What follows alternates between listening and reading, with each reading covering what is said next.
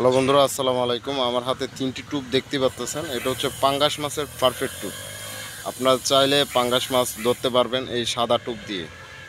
তো আমি অলরেডি একটা পাঙ্গাস মাছ শিকার করছি, তো আপনাদেরকে আজকে দেখাবো। আর এখানে আমার খুল তিনোটা এখানে আছে। এই যে একটা, দুইটা, তিনটা, চারটা খুল আছে দেখতে পাচ্ছেন। আর এটা হচ্ছে রাঙামাটি বিশাল বড় একটি কাপ্তাই লেক। তো আজকে আমি আপনাদেরকে দেখাই যে আমি পাঙ্গাস মাছটা শিকার করছি, তো আজকে আপনাদেরকে দেখাই। বাট আপনারা অবশ্যই ভিডিওটা দেখুন, বেশি বেশি করে লাইক করবেন, শেয়ার করবেন।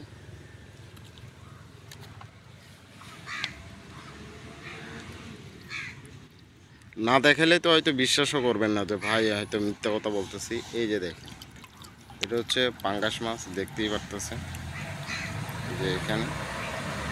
বাট পাঙ্গাস মাছটা শিকার করলাম।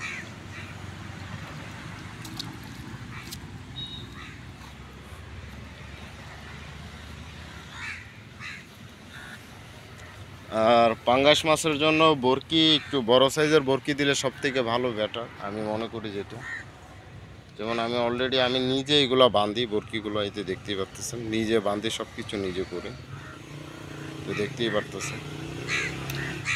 তো সেক্ষেত্রে আপনারা চাইলে অবশ্যই পাঙ্গাস সহজে শিকার করতে পারবেন। তো এতটুকুই বন্ধুরা, ভিডিওটা বেশি বড় করলাম না, ছোট একটা ভিডিও। অবশ্যই যারা যারা ভিডিওটা দেখতেছেন অবশ্যই লাইক করবেন, শেয়ার করবেন।